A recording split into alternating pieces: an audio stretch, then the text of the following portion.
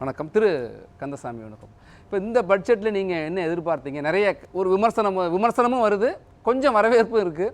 நீங்கள் எப்படி பார்க்குறீங்க? 3 ஆஸ்பெக்டாக பார்க்கலாம் சார். இதை ஒன்று, பர்சனல் இன்கம் டேக்ஸ் இன்னும் கொஞ்சம் பெட்டராக பண்ணியிருக்கலாம். 17,500 பீக் தான். அது எல்லாருக்கும் 17,500 சேவ் ஆகாமல் ஆகாது. ஸோ 90% ஆஃப் த பீப்புளுக்கு அதை விட கம்மியாக தான் சேவ் ஆகும். அது ஒன்று. But overall industrial growth, especially labour reforms, அதுக்கு இன்சென்டிவைஸ் பண்ணுறது, புது எம்ப்ளாய்மெண்ட் இது பண்ணுறது, அதெல்லாம் நல்லாயிருக்கு. பட் ரூரல் எக்கானமி ரொம்ப டிஸ்ட்ரெஸில் இருக்குது. அதுக்கு எதுவுமே பெருசாக பண்ணல. That is a very big negative. நம்ம ஒரு சில மாநிலங்களுக்கு சப்போர்ட் பண்ணுறதுக்கு பொலிட்டிக்கல் கம்பல்ஷன், அது நம்ம ஊர்லேருந்து பார்க்குறதுனால அது கொஞ்சம் கஷ்டமாக இருக்குது. அதர்வைஸ் அஸ் எ நேஷன் பார்க்கும்போது அது ஒரு பெரிய விஷயமா தெரியல. 2,66,000 கோடி ஒதுக்கியிருக்காங்க. அது போதுமானதாக இல்லைங்கிறீங்களா ஊரக மேம்பாட்டுக்கு, கிராமப்புற மேம்பாட்டுகளுக்கு? அல்ல, நீங்கள் இன்க்ரிமெண்டெல்லாம் பாருங்கள். போன வருஷத்தை விட எவ்வளோ இன்க்ரீஸ் பண்ணியிருக்காங்க அப்படி தானே பார்க்கணும். எப்பவுமே நீங்கள் இதுதான் பண்ணுவீங்க. So rural economy is in big distress. Consumption ரொம்ப வீக்காக இருக்காங்க. நம்ம டோட்டல் இந்தியன் கன்சம்ஷன் பார்த்தீங்கன்னா ஃபேர்லி குடாக இருக்குது. பரவாயில்ல. என்ன ஜாஸ்தியாக ரொம்ப அதிகமாக கன்சியூம் ஆகிறதுனா ஹை எண்ட் குட்ஸ் தான். லோ எண்ட் குட்ஸு கொஞ்சம் வீக்காக தான் இருக்குது. அது in fact till last year it was so bad. இந்த வருஷம் கொஞ்சம் பெட்டராக இருக்க வாய்ப்பு இருக்குது. ஏன்னா ரெயின்ஃபால் கொஞ்சம் வர்ணபவன் கொஞ்சம் கருணை கட்டுவான்னு பார்க்குறோம். மற்றபடி நிர்மலா சீதாராமனோ மோடியோ பெரிய சப்போர்ட் கொடுக்கல ஃபார் ரூரல் எக்கானமி. விவசாயத்தை பொறுத்த வரைக்கும் இயற்கை தான் கை கொடுக்கும், அரசாங்கம் அந்த அளவுக்கு கொடுக்கலன்னு சொல்ல வரீங்களா? கொடுக்கலங்கிறேன். பட் இண்டஸ்ட்ரியல் சைடில் it has been fairly good. ஏன்னா கொஞ்சம் அந்த எம்ப்ளாய்மெண்ட் ஜெனரேஷன் ரொம்ப எதிர்பார்த்துட்டு இருந்தாங்க. இது வரைக்கும் நம்ம என்ன ப்ரொடக்ஷன் லிங்க்டு இன்சென்டிவ் வந்துச்சு இல்லையா, இது indirect way of employment linked incentive இந்த வாட்டி வந்திருக்கு. That is a very good positive measure. ஏன்னா நமக்கு இப்போ அதான் வேணும். எம்ப்ளாய்மெண்ட் ஜென்ரேஷன் தான் வெரி கிரிட்டிக்கல். அதுக்கு நல்ல சப்போர்ட் இருக்குது. ஓவராலாக ஸ்கீம் வைஸோ கவரேஜ் வைஸோ எல்லாம் நல்லா தான் இருக்குது, எக்ஸப்ட் ஃபார் ரூரல் டிஸ்ட்ரெஸ்.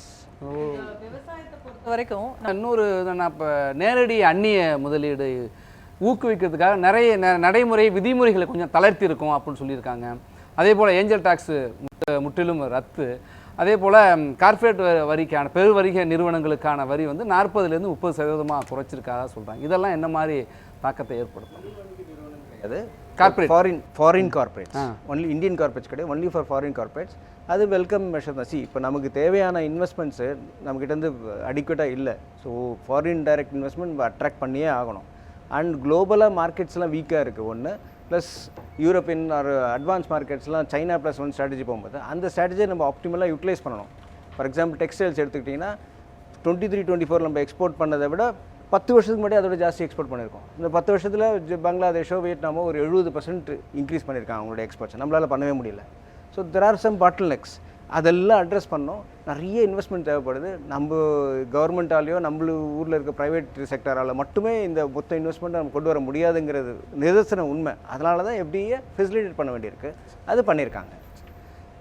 எனக்கு ஒரு கேள்வி கந்தசாமி வேணுகோபால். நிதி பற்றாக்குறை 4.9% இருக்கும் அப்படின்னு சொல்லியிருக்காங்க. பணவீக்கம் குறைஞ்சிருக்கு அப்படின்லாம் சொல்லியிருக்காங்க. அப்போ இன்றைக்கி இருக்கிற நிலைமை இப்படி சொல்கிறாங்க, இவ்வளோ திட்டங்கள் அறிவிச்சிருக்காங்க. இது என்ன மாதிரியான பலன்களை இப்போ எதிர்காலத்தில் கொடுக்க இருக்கும்? வேறு மாதிரி பாருங்கள். அதாவது 5.1 எதிர்பார்த்தோம் இன்டரிம் பட்ஜெட்டில். இப்போ ஏன் 4.9 வந்திருக்குன்னா 2 அட்வான்டேஜ் கிடச்சிது. ஒரு 2.1 lakh crore ஆர்பிஐலேருந்து டிவிடெண்டாக கிடச்சிது. அடுத்த வருஷம்லாம் அவ்வளோலாம் வரும்னு தோணல. அது ஒரு பவுண்டி. ரெண்டாவது ஜிஎஸ்டி கலெக்ஷன்ஸும் பயன்ட்டாக இருக்குது. இது ரெண்டுத்தில் நம்ம என்ன பண்ணியிருக்கோம்னா ஒரு போர்ஷன் தான் எடுத்து ரெடியூசிங் தி ஃபிஸ்கல் டெபிசிட் பண்ணியிருக்கோம். மீதி போர்ஷன் என்ன பண்ணியிருக்கோம் டு ஸ்பெண்டு தான். ஸோ 2 அட்வான்டேஜ் இந்த வாட்டி எப்படி கிடச்சிருக்குன்னா ஃபிஸ்கல் டெபிசிட்டும் ரெடியூஸ் பண்ணியிருக்கோம், கொஞ்சம் சோஷியல் இன்ஃப்ராஸ்ட்ரக்சர் சோஷியல் அதுக்கும் பண்ணியிருக்கோம். That is a very good measure. நான் முதலேருந்து சொல்லிட்டு வர்றது ஒன்று தான், அந்த ரூரல் எக்கானமிங்கிறதே கொஞ்சம் மறந்துட்டாங்க. சார் சொன்ன மாதிரி இப்போது ஐஎம்டி சொல்லுது நார்மலாக இருக்கும்னு. பட் அந்தளவுக்கு நார்மலாக இருக்குமா அப்படிங்கிற கான்ஃபிடன்ஸ் இன்னும் வரல யாருக்கும். வந்து தான் நேரம் market would have been much different. But yes we have to believe. ஏன்னா நம்மளால் கணிக்க முடியதை விட அவங்களால பெட்டராக கணிக்க முடியுங்கிற ஒரு நம்பிக்கை, அவ்வளோதான். So from a different perspective, yes the fiscal deficit has come down. It's a welcome measure. ஏன் அப்படின்னா தட் இன்ஃபேக்ட் நீங்கள் சொன்ன மாதிரி இன்ஃப்ளேஷன் இன்னும் கொஞ்சம் குறையும். ஃப்ரம் கரண்ட் லெவல்ஸ் இன்னும் கொஞ்சம் குறைன்னு எதிர்பார்க்குறேன். அன்லெஸ் ரெயின் ஃபெயில் மழை பொழியறது நார்மலாக இருக்குது அப்படின்னா இன்னும் கொஞ்சம் இன்ஃப்ளேஷன் குறைய வாய்ப்பு இருக்குது. இப்போதைக்கு நம்மளுடைய மேஜர் இன்ஃப்ளேஷன் எங்கேருந்து வருதுன்னா ஃபுட்டில் தான் வருது. அது ஃப்ளேரப் ஆச்சுன்னா சிக்கல். அது ஒருவேளை அது ஃப்ளேரப் ஆகலை, கண்ட்ரோலில் கொண்டு வரோம் அப்படின்னா that will lead to RBI rating interest rate cut பண்ணுறதுக்கு ஒரு வாய்ப்பு இருக்குது. அதனால் corporate profits can improve, corporate இன்வெஸ்ட்மெண்ட்டும் ஜாஸ்தியாக வரும். ஏன்னா வட்டி குறைய குறைய returns will be much better. ஏன்னா இப்போது that is one area huge investments வரதுக்கு இது ஒரு ஸ்ட்ரக்சுரல் சேஞ்ச் வருது. ஓவராலாக இட் இஸ் ஐவ் சீன் இந்த பட்ஜெட் கொஞ்சம் காம்ப்ரஹென்சிவாக இருக்குது, நிறைய ஏரியாஸை டச் பண்ணுறாங்க, இன்க்ளூடிங் எம்ப்ளாய்மெண்ட் அது எல்லாமே பண்ணிட்டுருக்காங்க. ஒரே area not adequately addressed is rural distress. அதில் இந்த புத்தாக்கம் மற்றும் ஆராய்ச்சி மேம்பாட்டுத்துறை இனோவேஷன் மற்றும் R&Dயில் வந்து கொஞ்சம் கூடுதல் முக்கியத்துவம் கொடுக்கப்படும் அப்படின்னு சொல்லியிருக்காங்க. அணுசக்தி துறைக்கு கூடுதல் முக்கியத்துவம் கொடுத்து 800 மெகாவாட் திறனுடைய புதிய அணு உலைகள்லாம் அமைக்கப்படும் அப்படிங்கிறதெல்லாம் உத்தரவாதத்தை கொடுத்துருக்காங்க. அந்த தேவை எப்படி எழுதுகிறது? அணுசக்தி சைடில் 4-5 மேஜர் கார்பரேட்ஸ் தான் இருக்குது இந்தியாவில். It is not going to support every other MSME or அது ஒரு ஸ்மால் நிச் அழகாக கொண்டு போகலாம், அது ஒரு செல்லிங் பாயிண்ட்டாக கொண்டு போகலாம். But it is not going to benefit the industry at large அப்படி பார்க்குறேன். பட் எஸ் மாடர்ன் நீங்கள் சொல்கிற மாதிரி R&D ஃபோக்கஸ் நல்லா தான் இருக்குது. பட் இட்ஸ் மோர் ஆஃப் பேப்பரோன்னு தோன்றது எனக்கு. That is not much of scheme which is going to support at the ground level. Macro லெவலில் ஒரு அழகாக பேச நல்லா இருக்குது. பட் அதுக்கான ஸ்கீம் அவ்வளோ டீப்பாக பெனிட்ரேட்டிவ் சைடில் இருக்க மாதிரி தெரியல. சொல்லா மட்டும் இருக்கப்படாது, செயலுக்கு வரணுங்கிறீங்களா? வரலங்கிறேன். வரல. ஆத்ம நிர்மாணம்லாம் சொல்லி நிறைய உள்நாட்டு உற்பத்திக்கு ரொம்ப முக்கியத்துவம் கொடுப்பா. பாதுகாப்பு துறையில் உள்நாட்டு உற்பத்தி ரொம்ப அதிகரிக்கப்படுறதுக்கான நிறைய இந்த பட்ஜெட்டில் சொல்லப்பட்டிருக்கதா சொல்லியிருக்கு. உள்நாட்டு உற்பத்தி, மேக் இன் இண்டியா என்றெல்லாம் சொல்லப்படுகிற அதே சூழலில் நேரடி அந்நிய முதலீட்டுக்கான விதிமுறைகளை தளர்த்திருக்கிறதும், இப்போ ஏஞ்சல் டேக்ஸ் எல்லாம் வந்து ரத்து செய்திருக்கிறதும் இதுக்கும் தொடர்பு இருக்கா? என்ன ரெண்டும் என்ன சொல்ல வருது? நிச்சயமாக இருக்குது.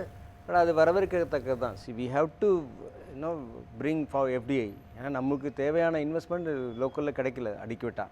ஸோ FDI கொண்டு வருவோம், அதை இதில் இன்வெஸ்ட் பண்ணுவாங்க. இன்ஸ்டெட் ஆஃப் இம்போர்ட்டிங் நம்ம அவங்கள இங்கே ப்ரொடியூஸ் பண்ண சொல்லி இதுக்கான டெக்னாலஜியில் ட்ரான்ஸ்ஃபர் ஆகிறதில்ல நமக்கு. நம்ம என்ன இங்கே ப்ரொடியூஸ் பண்ணாலும், இப்போ ஆப்பிள் ஒரு ஃபோன் நம்ம இங்கே தயாரிக்கணும்னாலும் ஆப்பிள் டெக்னாலஜி நமக்கு வரப்போகிறதில்ல. நம்ம வெறும் மேனுஃபேக்சராக தான் இருக்க போகிறோம். அதே ஆப்பிள் ஃபோன் இங்கே ப்ரொடியூஸ் பண்ணி எங்கேனா போய் திருப்பி நமக்கு அதோட 3-4 மடங்கு 5 மடங்கு 10 மடங்குலாம் விற்க போகிறாங்க. ஸோ டெக்னாலஜி ட்ரான்ஸ்ஃபர் ஆகலை. நீங்கள் சொல்கிற மாதிரி R&D அதெல்லாம் ஃபோக்கஸ் இருக்க மாதிரி காமிக்கிறோம் இல்லையா, அந்தளவுக்கு அதெல்லாம் இல்லை. எஸ், இது ஒரு cycle. Instead of importing the product itself, we will produce the product with technology cost going up. So ஒரு போர்ஷன் தான் டெக்னாலஜி காஸ்ட்டாக இருந்திருக்கும், இப்போ கொஞ்சம் ஜாஸ்தியாக போகுது. பட் லாங் டேர்மில் இட் இஸ் குட் தான். The link is vicious in favour of foreigners தான், இல்லைன்னு சொல்லலை. பட் அதுக்கான தேவை இருக்குது நமக்கு. இப்போ இது மாற்ற முடியாது. இன்றைக்கி இதர் நீங்களே டெக்னாலஜி டெவலப் பண்ணணும், இல்லை தேவை இருக்குது. ஆனால் அதிகமாக முதலீடு இருப்பது போல மிக அதீதமான வரிச்சலுகைகளோ அல்லது சலுகைகளோ கொடுப்பது என்பது இங்கே இருக்கிற தொழில் நிறுவனங்கள், உள்நாடு இந்தியா சார்ந்து இருக்கிற இல்லை இந்தியாவுடைய நிறுவனங்களுக்கு வந்து அது அதிகமாக ஊக்குவிக்கிறப்ப இதோடைய பாதிப்பு வரும். அந்த மாதிரி எதுவும் இருக்குது. ஆனால் நீங்கள் எப்படி பாருங்கள், 40-35% ஆகிருக்கும். இங்கே நிறைய இந்தியன் கம்பெனிஸ்க்கு 15-25% தான் இருக்குது. அதை விட ஜாஸ்தியாக தனிநபர் வருமான வரி இருக்குது. இந்த இம்பேலன்ஸ் ரொம்ப பெயின்ஃபுல்லாக இருக்குது compared to imbalance between foreign multinational and an Indian company. இவாளுக்கு 15-25% டேக்ஸ் ரேட்டு, அவங்களுக்கு 40-35 தான் குறைச்சிருக்கோம். ஆனால் இவங்க எல்லாத்த விட ஜாஸ்தியாக நம்ம பர்சனல் இன்கம் டேக்ஸ் ஜாஸ்தியாக இருக்குது அட் ஒன் லெவல். ஸோ நம்ம ஏதோ we are taking from have nots and giving it to haves. அது ஒரு பெயின்ஃபுல் ப்ராசஸ் இது நடந்துகிட்ருக்கு. இதெல்லாம் என்ன ஆகுது, வளர்ச்சி இருக்குது அப்பேரண்ட்டாக காமிக்கிறோம், கன்சம்ஷன் இருக்குது, பட் டிஸ்ட்ரெஸ்ஸும் கூடவே இருந்துகிட்டே இருக்குது. ஒரு பக்கம் வறட்சி, ஒரு பக்கம் வெள்ளம் அப்படின்னு ஒரு சுச்சுவேஷன் கிளைமேட்டிக்கில் இருக்க மாதிரி நம்ம ஒரு few of them are making more money. But அது ஜிடிபியை அழகாக காமிக்குது. But there is a distress. Farm distress is so heavy. அங்கே நீ டீப்பாக போனீங்கன்னா தான் அது தெரியும். அது ஒரு பெரிய சிக்கல். பட் ஓவராலாக இந்த பட்ஜெட்டில் நான் என்ன பார்க்குறேன்னா, எல்லா ஏரியாஸும் கவர் பண்ணியிருக்காங்க. Of course there are some incentives Andhra அப்படிலாம் கொஞ்சம் சப்போர்ட் பண்ணியிருக்காங்க, இல்லைன்னு சொல்ல. But by and large industry ஃபோக்கஸில் நல்லா தான் பண்ணியிருக்காங்க.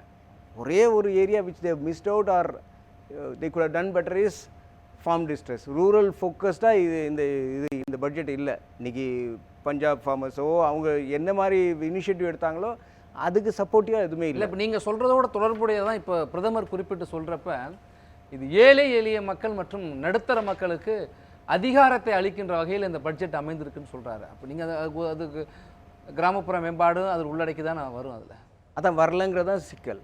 ஏன் வரல அப்படின்னா, இப்போ அவங்களுடைய ப்ரொடக்டிவிட்டி இம்ப்ரூவ் பண்ண போகிறோன்றோம். எப்படி பண்ண போகிறோம்? அதுக்கான விடையே கிடையாது. நான் ப்ரொடக்டிவிட்டி இம்ப்ரூவ் பண்ணுவேன், கிளைமேட் சென்சிட்டிவான ப்ராடக்ட்ஸ் கொண்டு வர போகிறேன். இதெல்லாம் ஒரு அழகாக இருக்குது வார்த்தையாக பார்க்க. இன்னும் பெட்டர் க்ரோத், பிரைட் ஃப்யூச்சருங்கிறது நல்லா தான் இருக்குது. அது நடைமுறை கொண்டு வரதுக்கு நிறைய சிக்கல்கள் இருக்குது. அதை இவங்க புரிஞ்சுக்கிட்டு பட்ஜெட் மட்டும் அவங்க ஃபிஸ்கல் மெஷர்ஸாக இருக்க வேண்டாம், பட்ஜெட் தாண்டி நிறைய ஃபிஸ்கல் மெஷர்ஸ் எடுக்கலாம். அது மாதிரி ஆர்பிஐ சைட்லேருந்து மானிட்டரி மெஷர்ஸ் எப்போ எடுக்க முடியும்? when inflation comes down. So fiscal மெஷர்ஸும் மானிட்டரி மெஷர்ஸும் கம்பைண்டாக இந்தியாவை நெக்ஸ்ட் ஆர்பிட் ஆஃப் க்ரோத்துக்கு கொண்டு போகிறதுக்கான வாய்ப்பு இருக்குது. அதுக்கு ஒரு பிகினிங் பாயிண்ட் தான் பட்ஜெட்டு. அந்த பட்ஜெட்டில் ஒரே ஒரு குறை என்னென்னா, rural distress is not at all addressed. Otherwise by and large it's a balance fairly good budget. நன்றி சார்.